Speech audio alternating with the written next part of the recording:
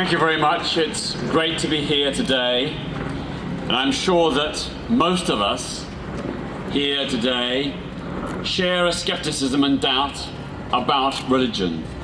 We, for the most part, see religion as a form of superstition, a form of irrationality.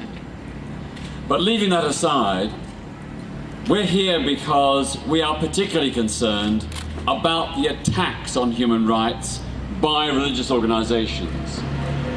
Today in Britain and Europe, the single greatest threat to human rights comes from religious organizations, who in particular are targeting the rights of women and lesbian, gay, bisexual and transgender people. We see it from the Catholic Church to the Church of England to a range of smaller sects and congregations. Whenever there are attempts to extend and expand equality, there is always some religious people who are battling and fighting to prevent it. As has been said, they claim conscience. They claim conscience for denying people equal human rights. They claim conscience for the sake of discrimination. Well, we say that everyone in our society should be equal before the law. There should be no religious exemptions.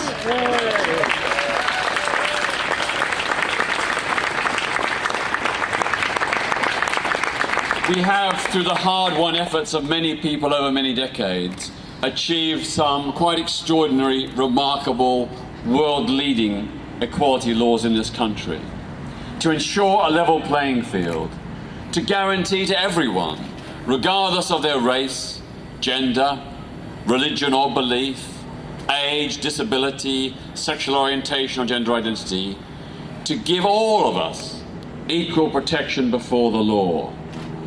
But in every single one of those equality laws, religious organizations have certain qualified exemptions. They have demanded, sought and won exemptions from the equality laws that apply to all of us. And that cannot be right. It cannot be right that any organization in a democratic society is above and beyond the law. We also see, of course, right now, a huge campaign by some religious leaders to oppose same-sex marriage.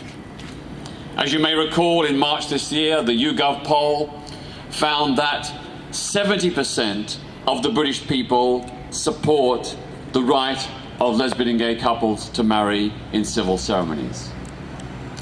That same poll also found that 58% of people of faith support the right of same-sex couples to marry in civil ceremonies.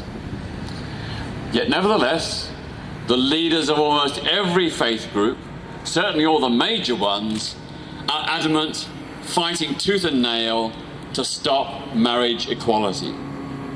They're not only out of step with modern democratic Britain, they're also out of step with many grassroots people of faith. And while we should be rightly very critical of the way in which many people of faith have resisted equality and human rights, we also need to acknowledge that there are some people of faith who have stood with us in the battle for secularism and indeed in the battle for equal human rights for everyone. For every bigot, there are also people of faith who are with us. We look at the way in which faith organizations ban women clergy and bishops. One or two exceptions, but for the most part, the major religions either ban, in the case of the Catholic Church, any women clergy, including priests, and in the case of the Anglican Church, still ban women bishops. This is not only an attack on human rights, it is an insult to female humanity. Because regardless of whether we hold faith or not, the fact that women are barred from these posts of pastoral care, of priests, of bishops, That very fact is an attack upon the rights of all women. It signals the sexism and patriarchy that exists in our society and which diminishes the lives of so many women. Of course, other faith organisations, some still battle against divorce. Many oppose contraception, abortion, donor insemination, euthanasia, stem cell research, and adoption by same-sex couples.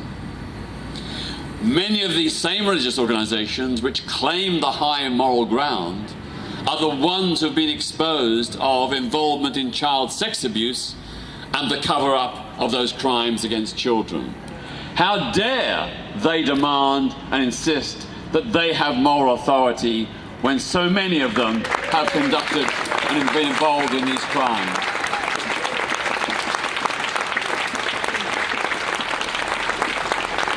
In Scotland, the Catholic Cardinal, Keith O'Brien, has stirred up homophobic prejudice and intolerance by comparing gay marriage to slavery.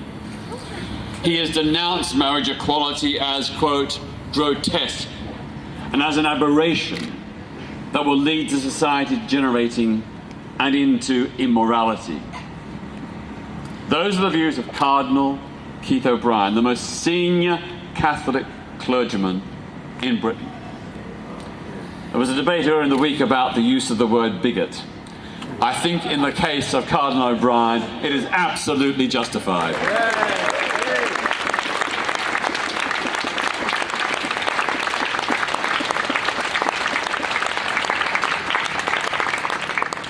I just want to finish by making a reference to those countries where religion is particularly oppressive because it goes with the power of the state. In Iran, it is a Shia Muslim supremacist state. And that results in not only the severe persecution of people of other faiths and non-believers, but also other Muslims who do not adhere to the particular Shia brand of Islam. In particular, there is widespread persecution of Sunni and Ahmadiyya Muslims in Iran. And then just across the border in Pakistan, a Sunni-dominated society, we see the widespread persecution of Shia Muslims and Ahmadiyya Muslims. I think these two examples show, Pakistan and Iran, why it is so dangerous for religion to go hand in hand with the state, for the state to give privileged status and power to a particular faith, because it inevitably means the persecution of other people of other faiths. And that is why people of faith should be joining us to demand secularism, the separation of religion from the state, because it is the best, most powerful guarantor of religious freedom. Thank you.